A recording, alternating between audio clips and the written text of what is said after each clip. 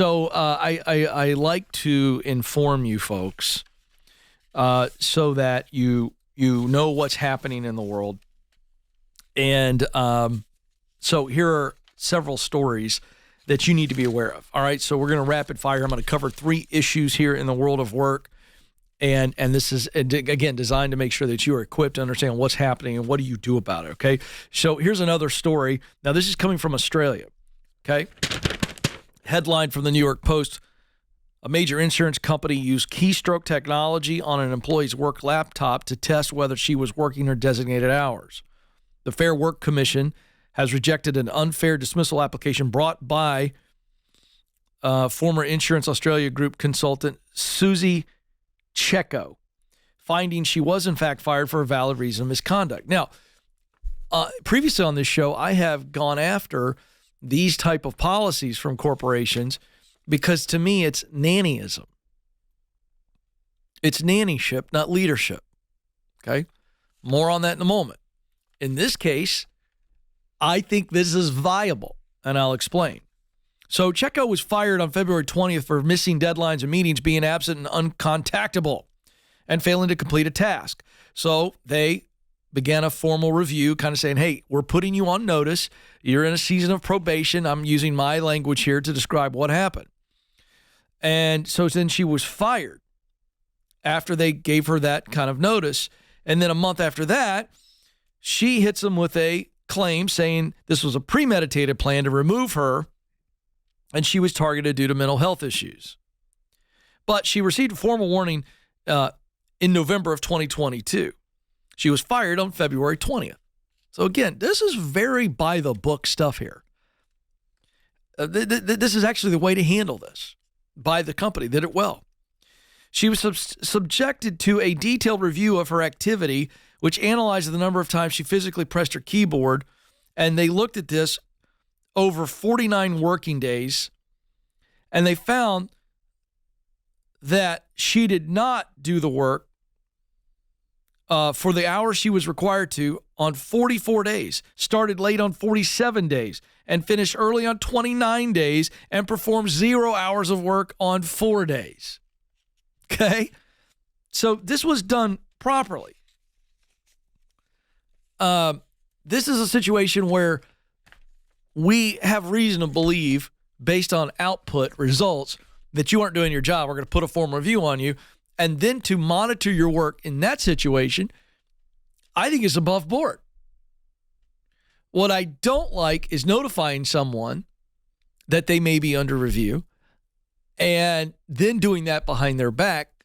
And I don't believe this is behind their back when they're going, look, we are putting you under review. We are looking at your situation, and you should be on notice. To me, I think that's fair. I think that's fair for a company to go, you're on notice, because you should be able to go, I better freaking do my job because they're reviewing me. See, that to me is fair. Now, let's move into the type of monitoring that I don't like. Yahoo.com article. Citigroup in the UK has said they're going to start monitoring employees' office attendance starting this week. Citigroup recently informed its UK workers it will start monitoring office attendance data, specifically on employees who are taking advantage of hybrid work and repeatedly avoiding coming into the office without specified and approved reasons. Okay? Now, this is because Citigroup is saying, we want you back in the office a minimum of 3 days a week. So they fully outlined to people, this is what hybrid work looks like. So they said 1 swipe per person per day per location will be captured. And the focus of the reports will be employees with consistent office absences. So they're going to start monitoring the fobs, if you will, of people who they are saying you aren't coming in. Now, here's my problem with this. Why do you have to monitor the fobs, the entries into the office, 1 swipe per day? Why do you have to monitor that?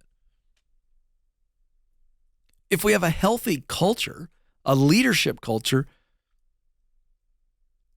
then shouldn't multiple employees, their teammates, and their leader be able to verify that they've come in 3 days that week? Now, and this is I'm going somewhere with this.